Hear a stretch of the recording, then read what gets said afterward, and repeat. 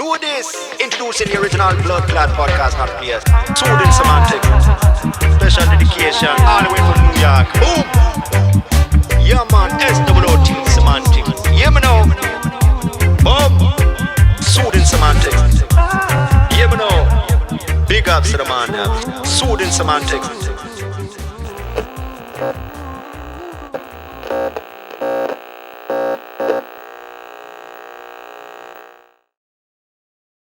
Hey guys, how's it going? So before we start the episode, I wanted to thank Samesh and Sadia. They own a company called the Soundlink.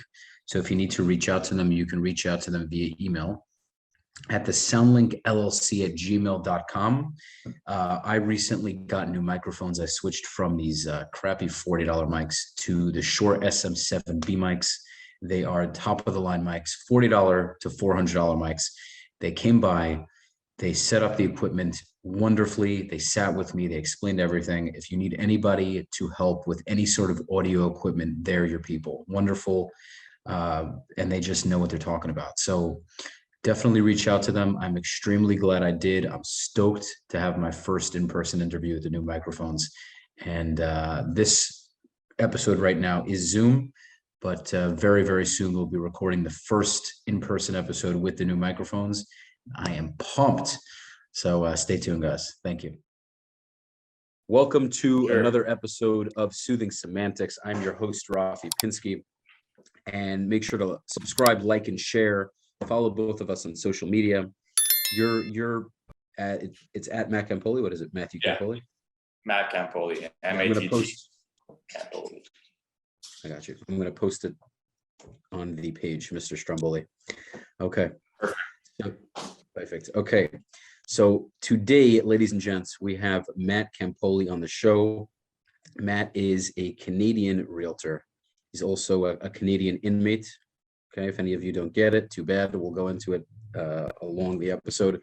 So Matt, thanks for coming, brother. Appreciate you. Thanks for having me. Sorry? So thanks for having me. My pleasure, man. My pleasure. So there's going to be a lot of sarcasm in this episode. I'm looking forward. Okay. Absolutely. They unfortunately, a lot of people don't get sarcasm, so it's nice. It's refreshing. I'm looking forward. So tell us how you got into real estate, how you fell into this crazy ass career, what your experiences have been like, especially from the start of COVID with all the lockdowns. You know, I spoke to Marina and did the episode the other week, so she went into her own experiences with it. She said, thank God she's been able to really scale her business during COVID. So definitely want to hear how things are on your end. Yeah, so I got into it. Thanks. Which floor? This one? It's a nice floor, bro. I like it. Did you put it together yourself? Let's just say that, yeah. Okay, cool. My cat. So I see the cat. Real estate for me, just a little background.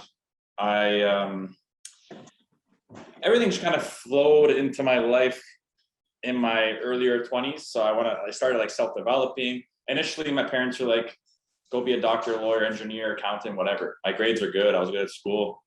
So I was in university and I'm like, okay, I guess let me try and do one of these professions, because I didn't understand that there are other avenues out there to make a living. And I started to self-develop. I read Rich Dad, Poor Dad. I'm not sure if you're familiar with that book. Great book, man. Great book, sure. Yeah.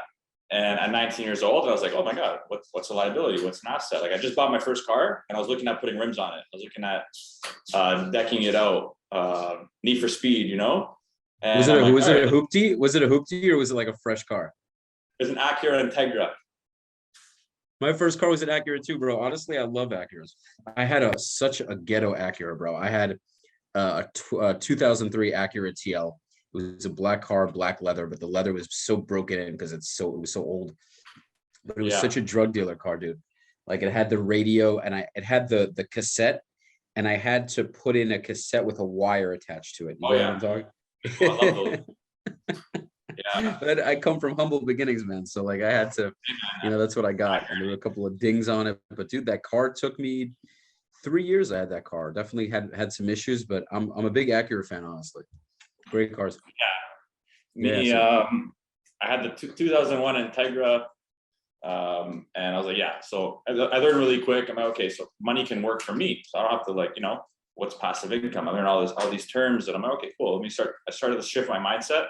And I also, I had, so my whole family, they all they're in the hairdressing field, barbering field. They own hair salons, stuff like that. So my buddies would just come up to me and be like, Matt, you want to shave my head? Give me a lineup. We know you're good with hair. Like we see you style your hair all the time. We know you have a knack for it. I was like, okay. So I started cutting my buddies' hairs. And then we started to hit the clubs at 19 because in Canada, we're legal age, right? And everyone would see my guys with somewhat of a fresh fade. It wasn't the best in the beginning, but they started to be like, yo, who cut your hair? They're like, Matt did. Can I come for a haircut? I'd be like, sure, $5. They're like, yeah, I'll pay $5. So I started to build a little bit of a barber business, and then that took off. Long story That's short, so cheap, dude. All you charged them was $5 with it because they were your friends. You said like, I had no idea what I was doing. okay, Totally winging it in my garage. $5 turned to $25. I did it for 8 years. I had over 200 clients that I built. So as I'm in university, studying to be a teacher, I realized that I'm able to do things for myself, work for myself, and achieve on my own because of what I built with the barbering. It was booming, man. And you didn't have to pay for rent. You were doing it in the garage. I imagine. Yeah, my house. Yeah, and my it was all basement. cash, right? Cash. Yeah, absolutely. Now I don't care because the government sucks anyways, but especially where you are, bro. Yeah. Good old Trudeau. Yeah, I just started thinking to myself, I'm like, okay, I'm not going to cut hair my whole life because, I can't be doing this constantly all day. I got to work for every dollar. You know what I mean? You can't do what all day? That looked terrible, didn't it? We're not editing that out. Matt, that's got to stay in there. Let me rephrase. Let me get the angle better. I'm not doing this with a clipper all day. And I'm like, okay, so how can I monetize like this network I've built? And at the same time, so me and my mom, she's a single mom, we're always renting, I grew up in basement apartments, stuff like that. It's like really, really humble beginnings. Bro, same here. I grew up in a basement too. Yeah. So there you go. We're the same guy. Acura and basement. That's funny. Yeah. Yeah. So it's like, all my friends had homes. I was in a basement, and she finally purchased a house, and she's like, do you want to come for the showing? I was like, sure, let's like, I'll check it out with you. And I saw the realtor pull up in his Mustang and just show the house. And I'm like, okay, this is the guy's job, like obviously there's way more to that in our business, but just the vibe I got. I'm like, okay, what do you have to be successful at this? Personable. I have over 200 clients. I talk to them all day. I can talk to every ethnicity, every age, every type of, any interest the guy has. Like I'm in it with them, like I'm a chameleon now. I've built that through 8 years of barbering. So how can I, let me look into this real estate gig. So yeah, long story short, I graduated university. I said, teaching is not for me because there's a ceiling, right? There's only X amount you can make as a max. And I looked at that number. I'm like, that is not enough for me and the lifestyle I want to live. Excuse my kitten right now. Yeah, dude, by the way, I have a cat too. It's funny.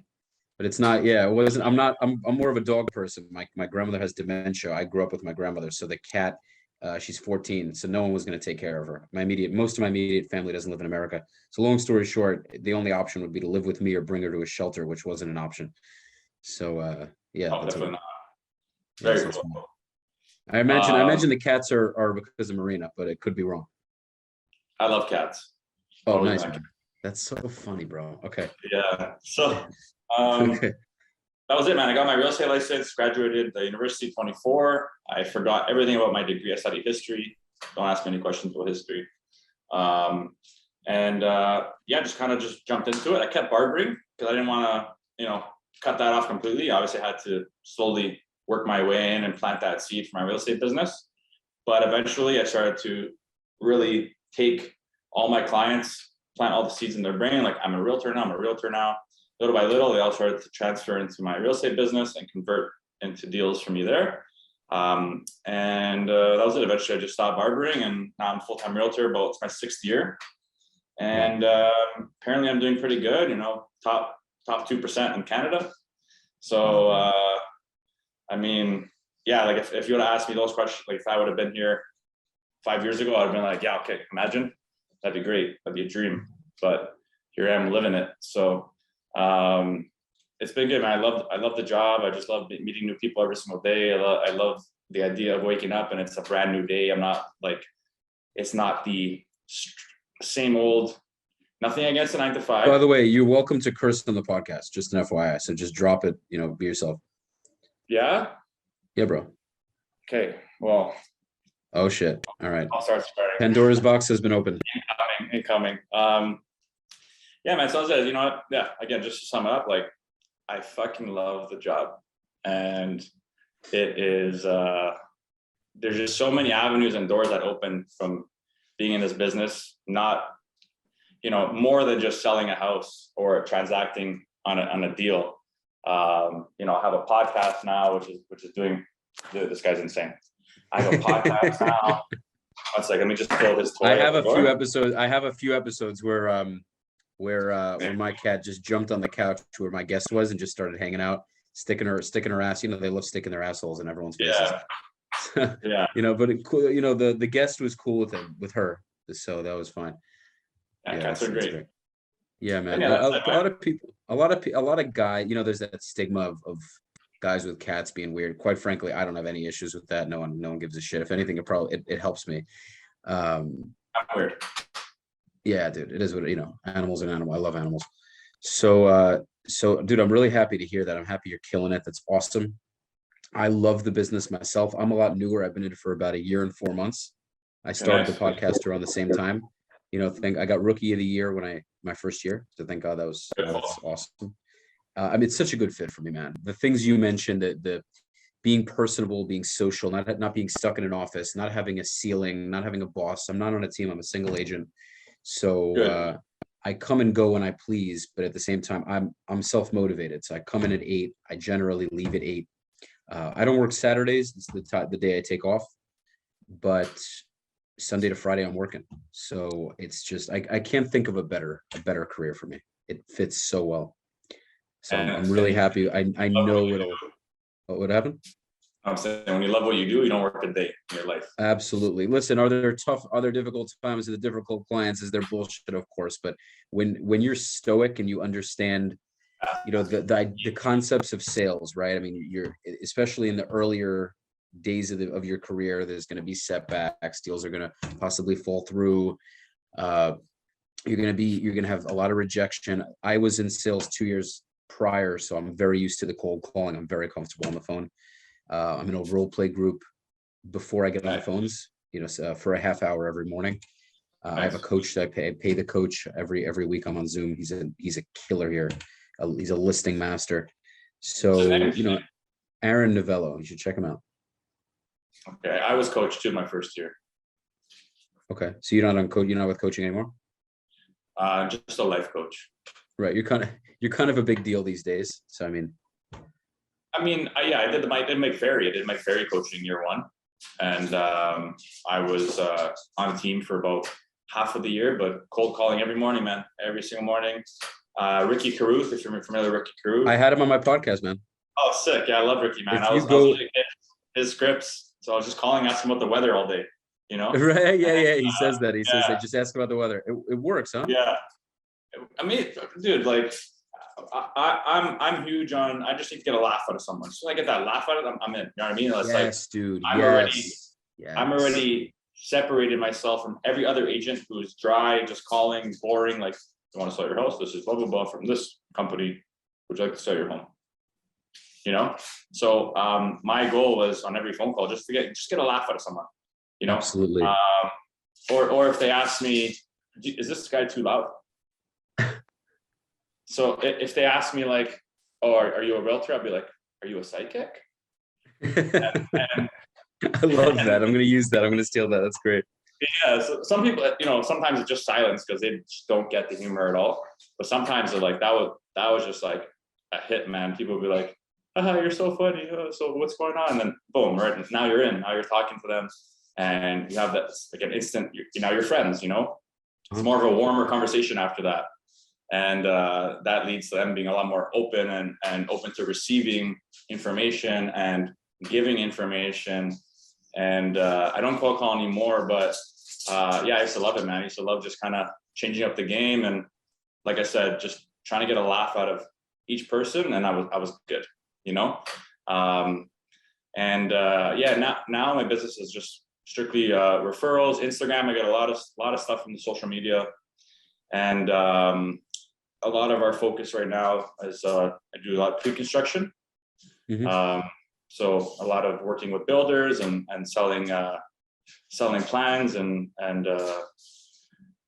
that's kind of my focus now. I'm trying to shift into that. But yeah, man, that's pretty much where we're at. Awesome. That's fantastic. Well, how long did it take until you stopped calling? When did you feel like you were getting enough business? After the first year, I'd say about a year and a bit. That's when, so I was told in 2017, I was told, stop wasting your time on Instagram. You know, you got to get out there. You got to actually talk to people. Like, don't waste your time on there. You're never going to get a deal on there. And when I'm told not to do something, it makes me want to do it more. That's just my nature. I'm also a big believer that wherever there's resistance in life, that's like the path you got to go on.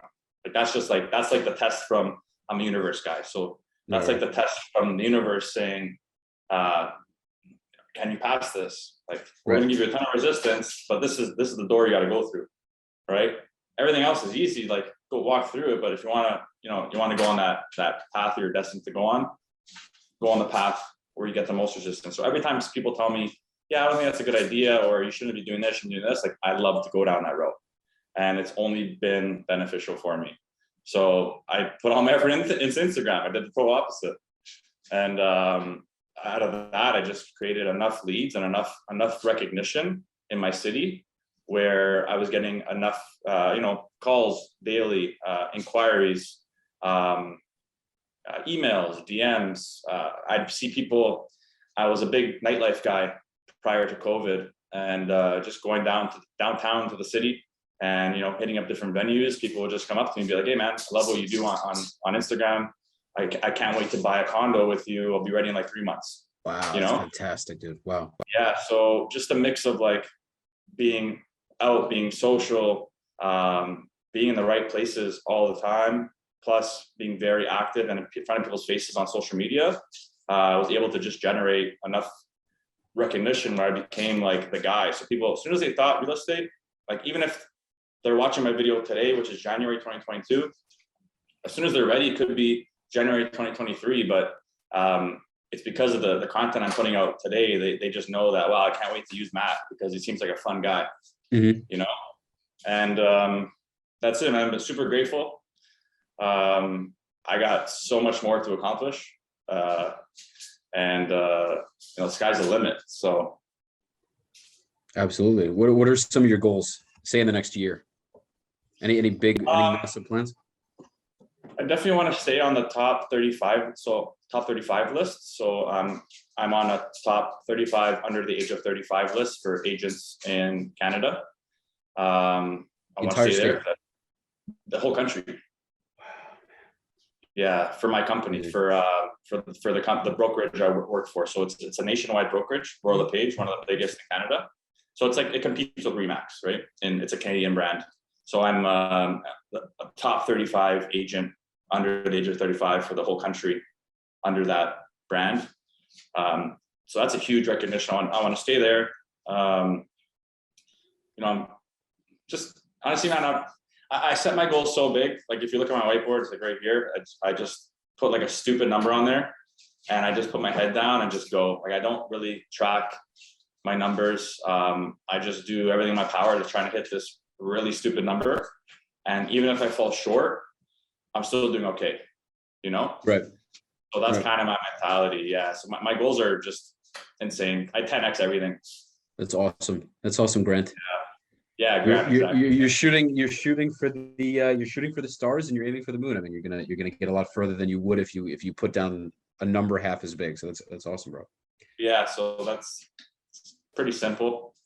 Yeah, man. I take a lot of what you're saying. I mean, most of this business is mindset. It's the attitude you have. It's being able to push through all of the difficulty. Eventually you get to the stage you're at where there's this natural, the wheel of clients are just spinning. Your wheel is like this, right? Mine is kind of turning like this right now, so I have to keep the wheel spinning, get it to turn a little faster, get that hamster running. And once it does, I imagine, it's blissful because you just have all this constant business. And while you're doing it, you have these incredible relationships. It's great, man. You can make excellent money, have great relationships. The best part is you can do the right thing and still make a great amount of money. And that's what's so rewarding about it. Yeah, definitely. Definitely. Yeah, And, it's awesome.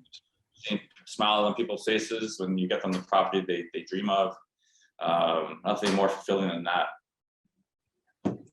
For sure. The only thing I would say might have been more fulfilling was the nose picking you did the other day. You know what? I got a good one.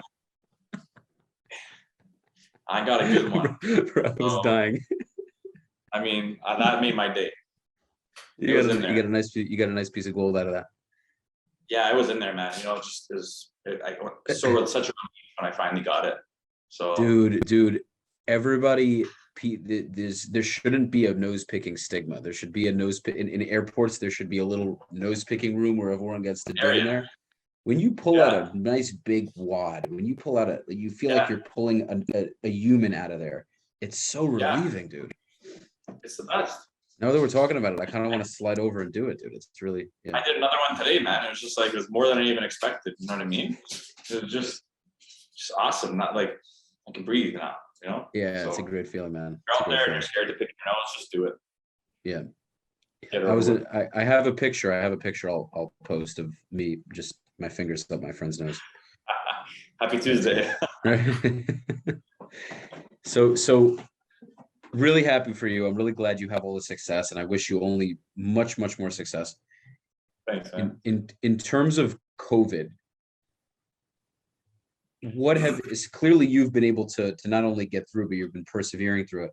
What have you felt has happened with the market? You'd think that with Canada and all the restrictions, shit would go completely south in terms of the market. But how have you been able to persevere through it? And what would you suggest to struggling agents, or what do you think why do you think they may be having such a tough time?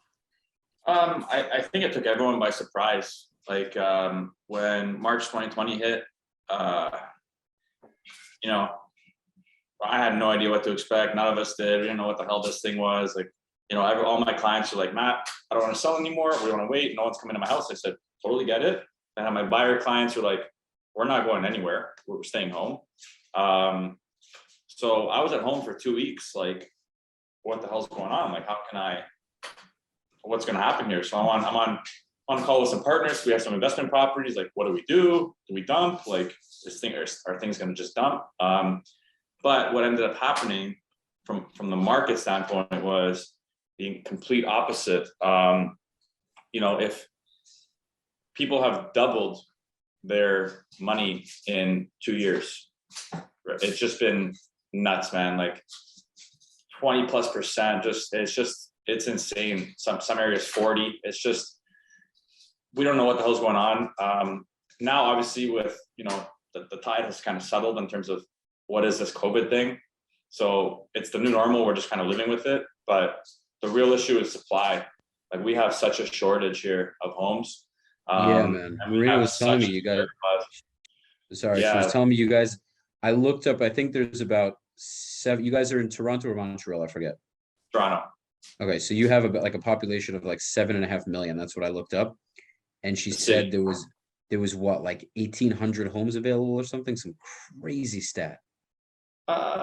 Maybe it was more. I don't remember. I don't remember exactly what it was. Something like that. She to prep for the podcast, she even told me, she's like, I'm looking at all the numbers. I'm like, okay, good. I don't know those. I just know that we have in the next 3 years 1.2 million immigrants coming into Canada.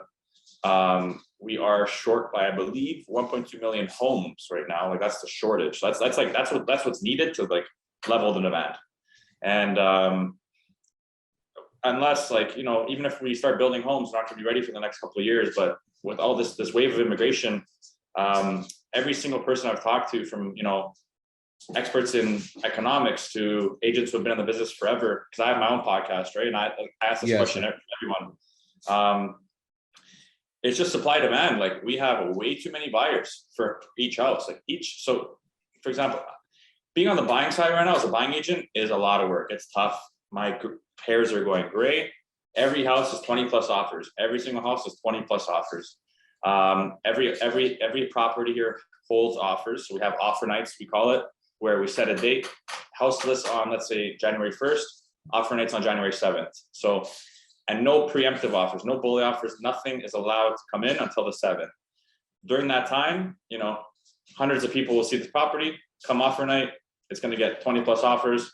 House will sell. So you have to submit the offers on the 7th, you're saying? They all have to 7th, wait. yeah. Some sellers, it's up to the seller, right? Some sellers will entertain what's called a preemptive offer or a bully offer, where, I go to them on day 2, I say, guys, here's an offer you can't refuse. 300K over asking, firm, no conditions, quick closing, you want it? They'd be like, okay, we don't want to wait, we like this, let's take it, right? But some sellers who know the market, like, yeah, I don't care about your offer, wait till offer night. And we have no choice as buying agents. We have to wait until the 7th, and we compete with everyone else who's seen the property, and it just gets ridiculous, man. Like, 150, 200, 300, 400K over asking in some parts. Like, you don't even know. Like, some buyers don't even know what to do, and it's such an emotional and fear-driven market right now, where people feel like they're never going to be able to get a house, so they're paying extreme amounts of money just to secure a property, and that's now setting a precedent for the next property that comes on market. And now that benchmark of that crazy price is now the new price, and that next property is going to get even more than that. And it's just a never-ending. It's scary. Like, it's a scary market to be in right now, because I don't know what's going to happen. Like, a lot of people can't fathom the pace of increase right now. It's just going nuts. It's just going nuts, and we don't see it slowing down because we just don't have enough houses. So unless the government comes in and does something, crazy, where they implement some sort of rule, which I don't think they're going to do, it's going to continue to be like this. It's happening here in Miami too, man. Miami, South Florida is a very, very strong seller's market as well. I'm sure you've been hearing that. I want to buy in Florida. Huh? I want to buy in Florida. Oh, really? Yeah, because I know a guy. Is he sarcastic? I mean, I don't know. I have to talk to him. Okay, let me know, because if he is, I'm in. But perfect. But Florida's a crazy market as well. Huge shortage. I have. It's so difficult with buyers. So difficult. It's unbelievable. I have a property now. I mean, just met the client, referral from another client I had. And I mean, it's a lower cost property. We had the asking was 275. We put in an offer, a cash offer at 290, no appraisal contingency, 5-day inspection. She didn't want to waive the inspection. I suggested it, but I totally get why she wouldn't want to. We provided escrow right away with the offer, proof of funds, and that got denied. Then we went back at 300. We're waiting to hear back because they're making a final decision tonight. So my client's all jittery and nervous. I said, listen, let's be real.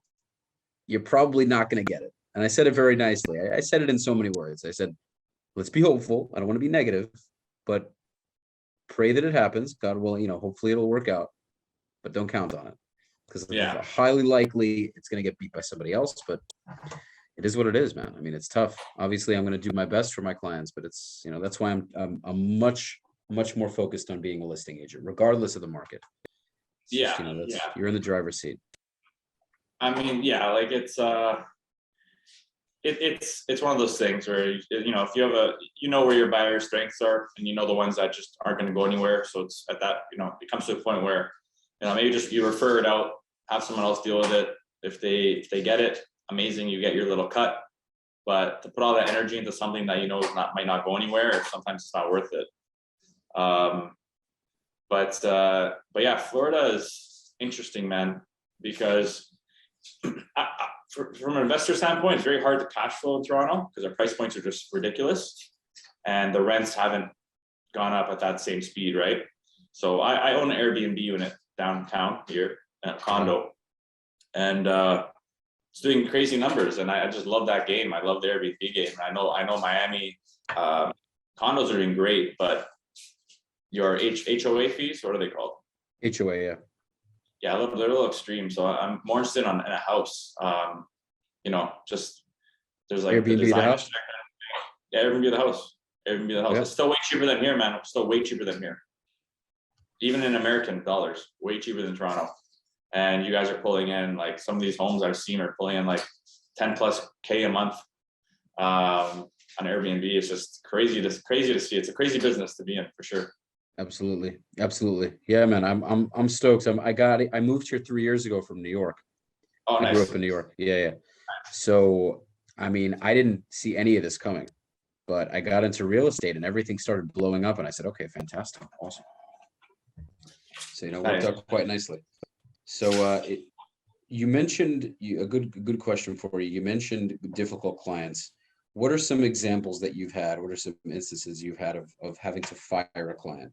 Having to just say, okay, this client is not going anywhere. I'm gonna have to let them go.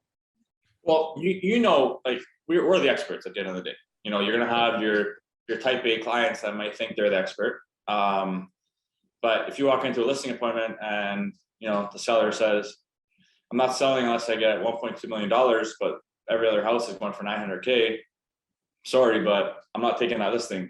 Because at the end of the day, you got to trust your gut instinct and your research and your knowledge in the market. And I'm not just going to take a listing to take it. Absolutely. You kind of get that vibe, right? You pre-qualify, you ask the proper questions, and there's just power in walking away, right? And same with buyers. I'll just tell them straight up, like, what's your budget? Where do you want to be? It's not going to work. But I still want to try. You know what? We can, and then I'll introduce it to maybe a junior agent that I have working with me, and let them do the running around, because they're going to totally dump the garbage on their lap. Well, they need the experience. At least to get something. Yeah, like, and for them, it's, even if nothing transpires out of it, number one, that buyer can come to their senses and be like, okay, you know what, we're going to switch to a different area. We still get that deal done. But some people, it's easy for us to say, hey, this is not going to work. Some people just need to try it out, right? Right. And what happens when that junior agent is running around with them too is they're getting experience doing showings. They're getting experience seeing different property types, getting experience witnessing, what the property is listed for, watching it sell, experience offers on offer night. Like, all that stuff is, so a lot of benefit. You can turn that negative to a massive positive for the buyer to get an experience, for that junior agent to get an experience, without sacrificing my energy. Right? Knowing it's just how to allocate. You know what I mean? Where to put. You have a bar of energy every day.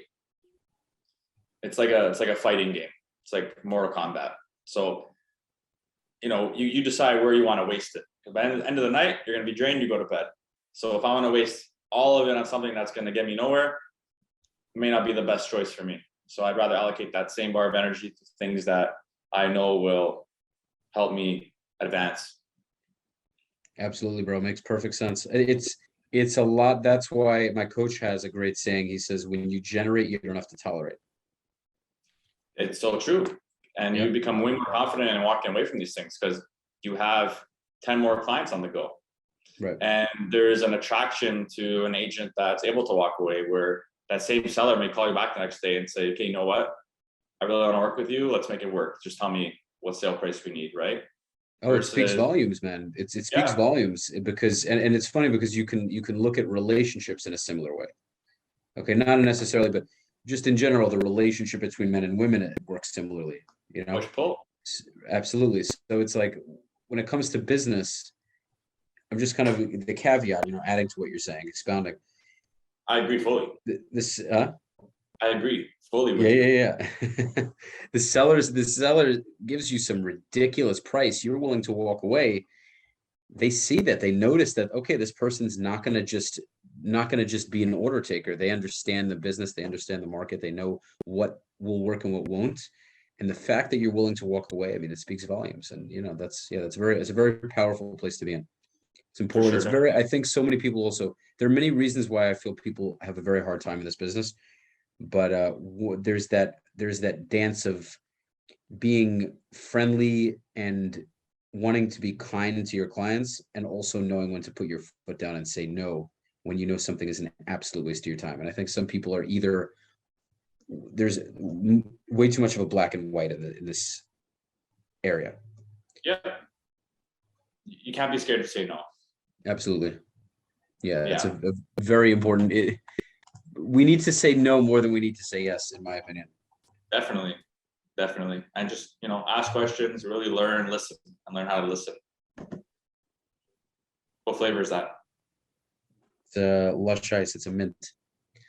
Very nice. Yeah, man. Today was a bit of a long day, so definitely, this is something. I used to smoke cigarettes a little while ago. Yeah, when I was in the army, so I used to smoke cigarettes then. In the army? Yeah, I was in Israel, yeah. Oh, very cool. Yeah, man. I'm a big war buff, man. Very big war really? Buff. Saving Private Ryan is my favorite movie, man. My favorite movie.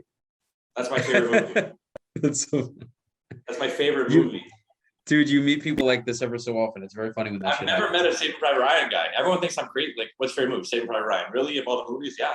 Why is that crazy? It's a fantastic movie. Everything about it is... The first scene. Yes, Normandy. The Normandy scene is the most... is probably the coolest scene in any movie I've ever watched in my entire life. When I first saw it, I was mind blown. I was absolutely mind blown. I felt like I was on the U-boats with them. It's just crazy that actually happened. Like, World War II is my shit. I love World War II. Everything about it. Like, my main study in history was like focused around like more modern era stuff, and World War II is just like, I want to go to Normandy. I want to go to all the beaches. I want to go to Sword, Juneau, Gold, Utah, Omaha. I want to go to all of them. Like, I love D-Day. June 6th, I watched marathons on the History Channel. Like, I'm just weirdly obsessed with World War II. I feel like I lived there in my past life. Weird connection with it. Crazy. Yeah. It's a crazy time. I mean, nowadays we all live in this cushy generation where everything, we find things to bitch about because in many respects, even though COVID has made it very difficult for people, we have it good, man. I mean, we have it good. We have our fridges pour water for us. I mean, Kings back in the day used to have to call their butler to bring whatever it was. Even the poorest people nowadays have luxuries that back then the richest people didn't have. Yeah.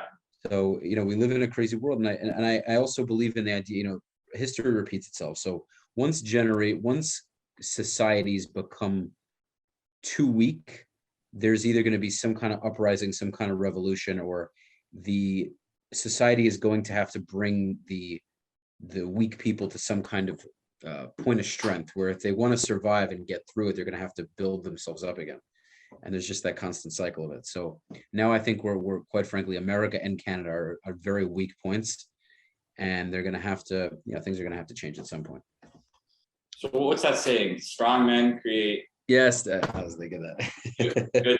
Good times create weak people. Weak men. Create that cycle, right. Hard times create strong men. Something like that. Yeah. Yeah, I mean, if you can be conscious of how that works and how true that is, you step away from it and you acknowledge how that whole thing tends to happen over time, then you can say, okay, well, I need to be tough, mentally strong, and always be prepared, regardless of how this all plays out. Yeah. And that's what's so important. That's an interesting concept. But yeah, bro, Saving Private Ryan, that's my shit, dude. That's so funny. That dude who, when the Jewish guy was being stabbed by the Nazi, and he was standing there by the stairs, I yell at the screen like, "Fucking you stupid pussy, get up there and do something!" And he's just yeah. Every time I watch it, I get so upset. The office guy, the typewriter guy. Right. And then when they let the guy go, when they let him walk with a blindfold, oh my god. Yeah, and then he kills Tom Hanks. Brutal. Yep.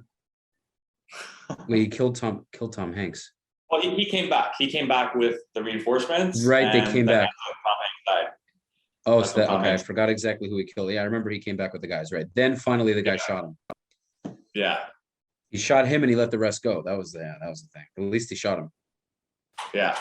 Yeah, man, that movie, Black Hawk Down's great. There's a couple of very solid movies, but Saving Private Ryan's the most realistic in my opinion. Yeah. Well, are you trained? Have you experienced combat? Yeah, I wasn't in. There was no war while I was there, but I was stationed in the West Bank. I don't know if you're familiar with it. I don't know if you've heard of it. I'll send you some very interesting videos if you're interested in kind of being more educated on what's happening there. I'd love to. I have some content about it. What I'm really trying to do, and I am so confident that if I can meet with them, they'll give me the opportunity. Joe Rogan, have you heard of Ben Shapiro? Of course. Okay, so Ben was on Joe's tail is just wagging. So Joe, it's no worries, bro. Just let him or her hang. So Joe had been on a second or third time recently, and towards the end of the episode, he asked Ben if he would come on and do a segment on just the Israeli-Palestinian conflict and debate someone on the other side. So he said, "Yeah, sure, I'll do it." So if I can meet with Joe, I'm really confident I can sell him because Ben is, he's been in America. He knows he's very knowledgeable on the subject. He actually did a whole video on the entire history up until this point. And since I was in the army, I was on the ground experiencing what actually happened. And my whole philosophy on it is a lot more simple than everyone makes it, as complicated and complex as it is, which we can go into another time unless you actually want to talk about it. But it's a whole, total rabbit hole situation. But I've done some content on it. I want to debate somebody on the other side, and I want to go on Joe Rogan and talk about it because I think my perspective is something that very few people actually hear. And I think I can articulate it in a very, very good way. I also, have you heard of Patrick Bet David Valuetainment? Yeah, we have. Yeah, so he has a podcast too. I want to discuss it on his podcast as well. So those are big shots, but those are big chances. But if I can get on their podcast, dude, it'll do wonders for my podcast. Oh, dude, wonders for you in general. It's amazing. Yeah. So that's something I really, huh? You heard of Jordan Peterson? Oh, I love Jordan Peterson, man. So he's a professor on University of Toronto. Yeah, he's Canadian. And a couple of videos went viral of him just talking and debating different things, and that led to him being on different shows and podcasts. And now look at him, man. Yeah, he's tremendous. His Michaela's getting a lot of smoke now, though. I don't know if you hear about it at all. Is that the daughter? Michaela's the daughter, yeah. Yeah, no, I'm not too sure. Getting a lot of smoke because you're a very worldly guy. I can already tell. You've heard of the red pill community, I imagine. Yeah. Right. So there are definitely a lot of things I agree with on it, but I'm very interested in like male and female psychology. But the whole thing of basically Michaela was married to this guy. I love how we went so off topic, and it's fine. I'm cool with it if you're cool with it. We're just vibing. I heard, so there's this guy, I forget what his name is. I follow him. He has a pretty big podcast, and he said something that really stuck with me. He said a lot of podcasters don't do well in the long run because they think of podcasts as an interview. So what the host does is the host just asks questions, stares into space, and the guest is sitting there answering questions. It's supposed to be a conversation. It's supposed to be a natural flowing conversation, and that's what people actually want to hear. Organic. And that's what I've been doing naturally. Like I like to have some questions prepared in advance, but I'm not going to sit there and read off some teleprompter asking you, well, so when you were 17, did you like or not like the cake? You know what I mean? Yeah. No, I agree fully. I'm the same way when I host mine. Super organic, flow. I have no doubt. Yeah, for sure. I'm gonna check out some of your content, man. Yeah, please do. Yeah, I'm not a big realtor yet, but it would be a pleasure to be on there at some point. You are a big realtor. Just time hasn't come up yet. I like it. Appreciate you, bro. So yeah, man. That's the story. I'm stoked to get on these podcasts. I started the podcast around the same time as real estate. So I love it, man. I'm so passionate about it. I have an editor in Pakistan. He does all the editing for me. Smart. 75 episodes to date. Wow. Good for you, man. Never missed a week since I started. I've been consistent the entire time. It's amazing. So one a week? One a week, yeah. And is it you have audios as well, audio versions? Yeah, it's all the audio platforms, Spotify, Google, Apple Podcasts, it's all on there. I promote YouTube the most. That's what I want. That's really what I want to grow the most, but obviously I want to grow all of them. But I've had some big people on, man. If you scroll through, you'll see some big people. I had Muhammad Ali's ex-wife. My friend met her and introduced us. She came with a bodyguard. Then I interviewed the bodyguard because the bodyguard is like a celebrity bodyguard. He's interviewed some big people, man. Yeah. Very people. Cool. Great. He's Grant Cardone. He's been his bodyguard. With the lockdown though, Marina told me you guys are still pretty restricted. Like there's still not too much you guys can do in terms of not shopping, restaurants and. Yeah, like it's just like the same song and dance. It's just a cycle. It's just we open up, everyone. It's one extreme to the next. You have right now we're in one extreme where we're locked down. So, you know, essential shopping you can do, like you can go obviously get groceries, stuff like that. You can eat at a restaurant. We have to be outside. We're experiencing minus 20-degree weather and snowstorms right now. Minus 20 Celsius, right? So these patios have like, you know, they're tented, they have heat. These restaurants are trying to survive, but it's just super hard in the dead of winter. So that if you want to experience a restaurant, that's pretty much all you can do. You can't go out. Can't do But real anything quick, like bro, the heating costs must be astronomical because these tents don't have proper not ventilation. Why am I brain farting? Help me out here. Insulation. Yeah, to keep it all in. To keep the warmth in. So they're just blowing their money on heating costs to keep these places open, I imagine. The hospitality industry is taking a beating. And I feel bad for all these business owners. Like a lot of them are friends of mine, and it's just like, you know, but as soon as Toronto opens, then it goes to the other extreme where everyone's raging. Like people are flooding restaurants, flooding clubs, flooding venues. I think we're going to open up to half capacity on the 31st of January. So venues will be allowed 50%, which is perfect because my birthday is next weekend. Oh, nice, man. My birthday just passed. Nice, man. Cool. When was yours? 22nd. Oh, very cool. So fellow Aquarius. Yep. Me too. Awesome. I'm the 5th. Bro, this shit's weird. Kind of weird, eh? How old are you? 28. 28. Okay, so you're 93. 94. 94. Okay, I'm 92. So I'll be 30 next week. Wow, man, you're crazy. young. That's awesome. You're killing it. You're young. That's fantastic. Yeah, I started. Yeah, I mean, yeah, that's great, man. Yeah, I'm Campoli. I guess you're obviously Italian. Yeah. Yeah, so I'm half and half. I'm a pizza bagel. I'm a Italian Jew. So. Oh, very cool. Yeah. Very cool. Yeah, and New York and Toronto, very similar. Very similar vibes. Very similar demographic. Very similar way of life, I'd say. Have you ever been? I've been there years ago. I was there for a very short trip. It was cool. I don't remember any of it, to be honest, but it was nice. Yeah, they're both cold as shit. They're both quite liberal. They're both very serious about lockdowns and mandates. Yeah, they're very similar. Very similar. And then Florida's a whole nother animal. Yeah, and it's just, you know, we just came back from Mexico. Like, you know, if you travel and you get out there, like we have the whole vaccine passport thing here too. It's just, you know, now they're saying that if you want to go shop at the liquor store or buy cannabis, you need to be vaccinated, which makes no sense. Like you have to be healthy to go and buy things that are going to destroy your health, you know? Yeah. Oh, so you're pretty anti-bud. You're pretty anti-weed then, it sounds like.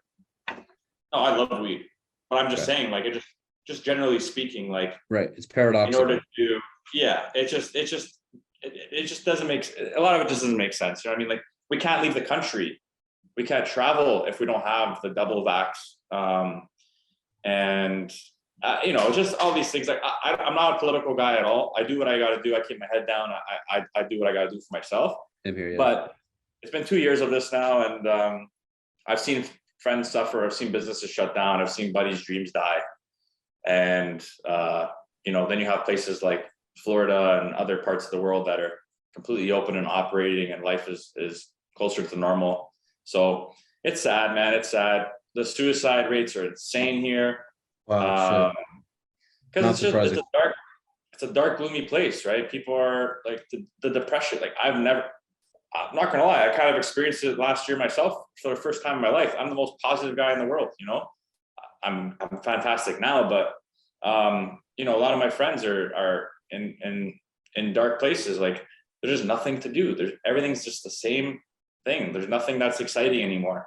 And so more so than just like, you know, yeah, the politics behind it, it's just such a big shot to people's mental health. And it's sad to see, like, I'm blessed to be in this business where things are booming. So, I mean, from, you know, a standpoint of being, successful in what I'm doing. I'm super grateful because I see, very close friends of mine who are losing their shirts and, having to shut down just because of what now? I feel like let's just live with it. Let's move on and kind of. It's totally pointless, dude. It's totally pointless. It's done. It's got to be done already. And then they came out with this ridiculous. They came out this ridiculous epiphany now. I love this. They make it like this was some grand idea. Reports show, or scientists have discovered that natural immunity may be more effective than the vaccine. Really? It's brilliant. I had no idea. This is going to be one of those things where 10 years from now, we look back at it and all these things start coming out and, it's either we laugh about it or we're like, oh, I told you so. Living through it right now, it's just, there's not much we can do. Not denying that this thing isn't real and it really affects certain people. It definitely does. But, it could definitely just be handled a lot different, especially 2 years in. I get it if we're just starting out, we're learning, but, there's other parts of the world we can kind of try and mirror. For sure. But you know what? There's all I know is I'm able to travel and definitely looking forward. I would love to come to Florida soon, kind of in the works right now. Man. In For March. sure, man. Be happy to meet. Be nice. Yeah, in March, Miami. That's kind of Sounds good, man. Right now. Kind of thinking about it. So are you in like Miami? I'm in the northernmost part of Miami. I'm in what's called Aventura. It's a very nice area. Okay. But it's not as crowded as primary Miami, like the city, Miami Beach. It's just so congested and there's so much tourism there. Where I live, tourists do come there, but it's much more residential. It's more of a local place. And cool. I'm from New York, where everything is so, squashed together. There's so much traffic, so much noise. I like that it's more serene and peaceful where I am. But it's good. It's very close to everything. I don't like being in the party. I like being near it. If I want to go, I can go, but it's also less distracting. I don't feel the need to go out on a Tuesday night. During the week, I work late, I come home, go to sleep. I go to the gym in the morning, done for the day, and that's the end of it. So that's what I prefer. So it's perfect. So yeah, man, when you're in town, would be great to grab a drink and Yeah. Awesome. Love that. Okay. Oh, absolutely. Well, I'm not against watching Saving Private Ryan. Definitely. I was just gonna say that. I might tell somebody, he's like, hey guys, I'm gonna go watch Private Ryan tonight. You guys go enjoy your night. I'm totally down, man. Sounds good. Okay, man. So let's end it off here. And if there's anything else you wanted to discuss, feel free, man. I mean, what's your target audience? Kind of like a lot of agents? Yeah, so it's mostly real estate. It's mostly real estate related, but it's open to anything. Okay. You can call it a miniature Joe Rogan podcast of sorts. Very cool. Awesome. Just anyone out there that's maybe in the dumps or maybe not confident in pursuing their dreams. I mean, there's happiness is always on the other side of fear. You just got to go after it, network like crazy, meet the right people, walk through every single door that presents itself, and you're bound to succeed if you're just open-minded and conscious of all the opportunities around you. Success is inevitable. So that's kind of the message I'd love to leave this off with. It's fantastic advice, man. Thank you. It's good for me. It's good for me to have as well as a new agent. So I appreciate that, bro. Well, now we got a little bromance now. So I'm always absolutely, here dude. Absolutely. Yeah. It's really funny. It's really funny, like how many things. Yeah, it happens sometimes. Crazy. Yeah. But listen, bro, it is what it is. So that's cool. Okay, so bro, thanks for coming. I appreciate you joining the show, Matt. And absolutely looking forward to keeping in touch. Now that we're buddies, looking forward to staying friends. And of course, when you're here, let me know. I honestly don't plan on making a trip to Canada. If I do, I'll let you know. But I don't really think I'm going to do that. Yeah, not anytime soon, man. Yeah. But yes, guys, make sure to follow him on social media. Do you have any other platforms? Obviously, he's the host of the Price to Sell podcast. You could check it out on YouTube. He has the link in his bio on Instagram. I'm going to post. My editor is going to pull up, the pictures or videos of the actual podcast and Instagram page. Any other things, websites that you want to? Anything else? No, it's pretty much it, man. I also have like a more of just like a general podcast, motivational, inspirational with it's called It's Simple Podcast. I've had that for about 2 years now. It's doing pretty popular in Toronto. So anyone out there just looking to see, you know, different interviews of different people of different backgrounds, walks of life, how they've made it, their stories, that podcast will be catered to you. You have that on YouTube as well? Yeah, we're on every platform. And then on if you're a realtor and just want some, you know, strictly real estate advice from some of the top agents in my province called Ontario, check out the Price to Sell podcast.